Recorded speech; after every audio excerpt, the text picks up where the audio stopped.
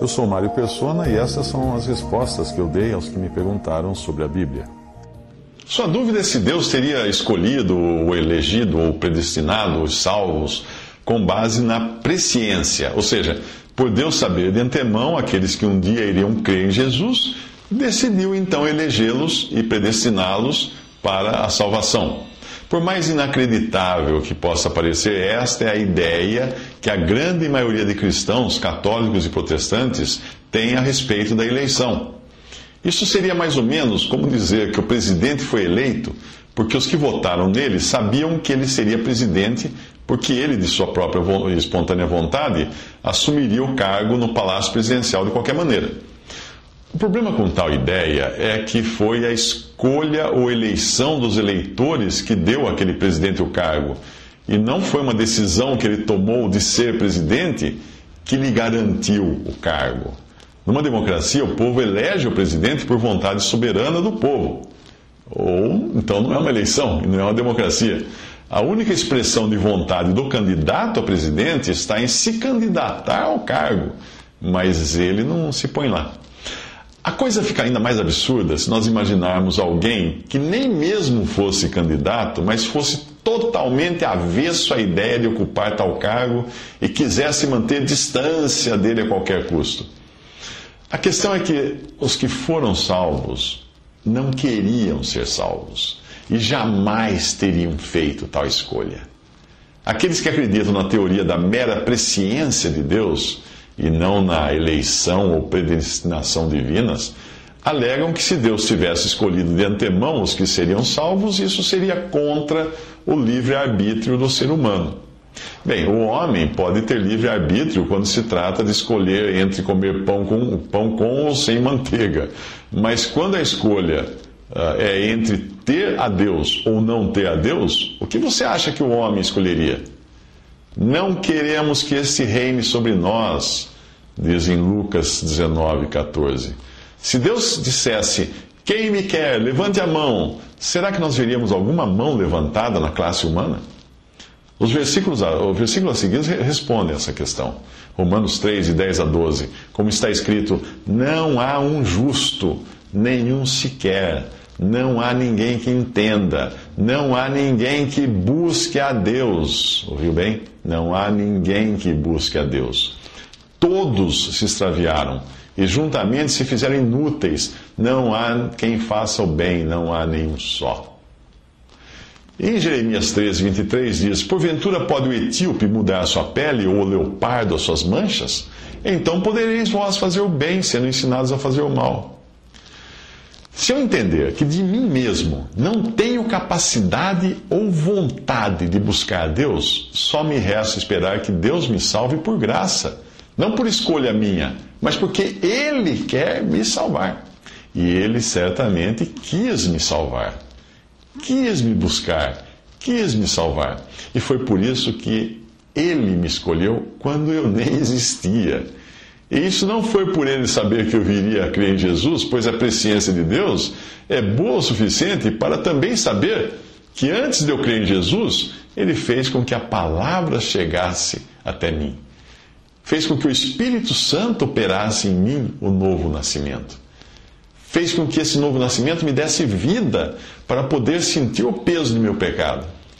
E então me deu fé para eu crer em Cristo como meu Salvador. Afinal de contas, a sua presciência também apontaria que Ele me escolheu antes da fundação do mundo. Tudo isso que eu falei está nesses versículos. Lucas 19:10 diz, porque o Filho do Homem veio buscar e salvar o que se havia perdido. Efésios 1:4 diz, como também nos elegeu nele antes da fundação do mundo.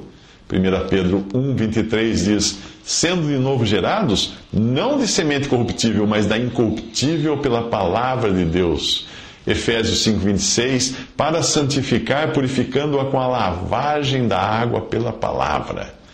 João 3,5, Jesus respondeu, na verdade te digo, que aquele que não nascer da água, que é a palavra de Deus, e do Espírito, não pode entrar no reino de Deus.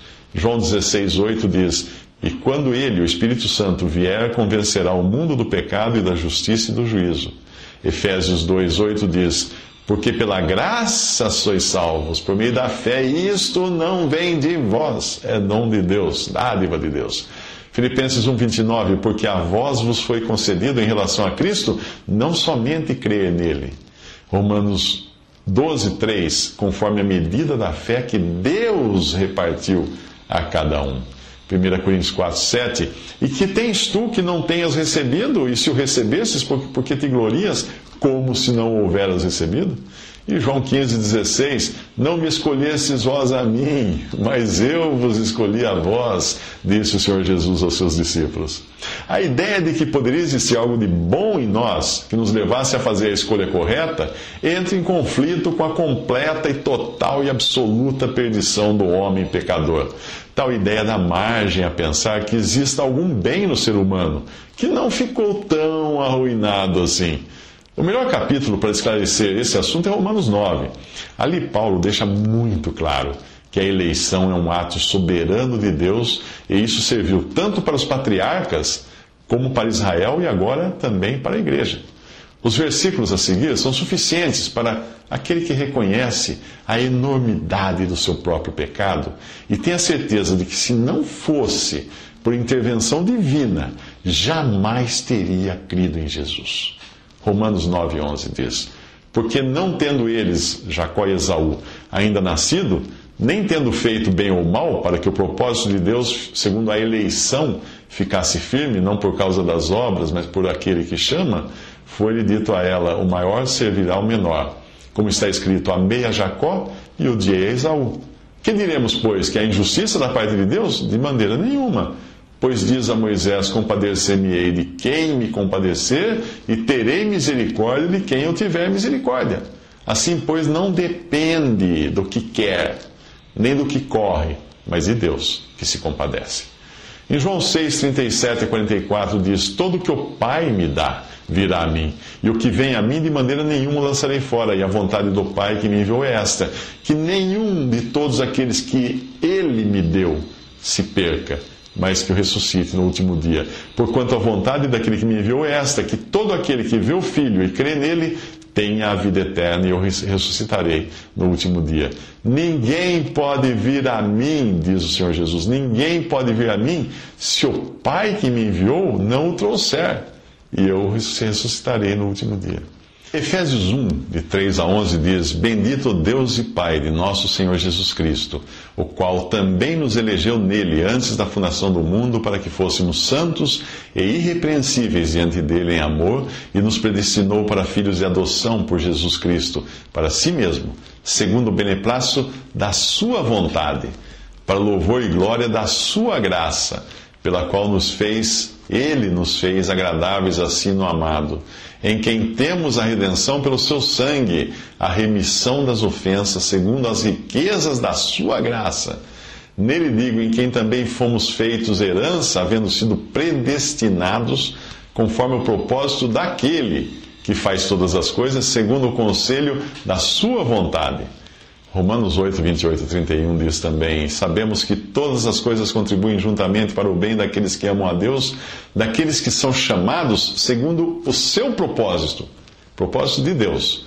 Porque os que dantes conheceu, também os predestinou para serem conformes à imagem de seu Filho, a fim de que ele seja o primogênito entre muitos irmãos. E aos que predestinou, a esses também chamou. E aos que chamou, a esses também justificou. E aos que justificou, a esses também glorificou. Que diremos, pois, estas coisas? Se Deus é por nós, quem será contra nós? Você ainda ousa dizer que teve alguma parte na sua salvação?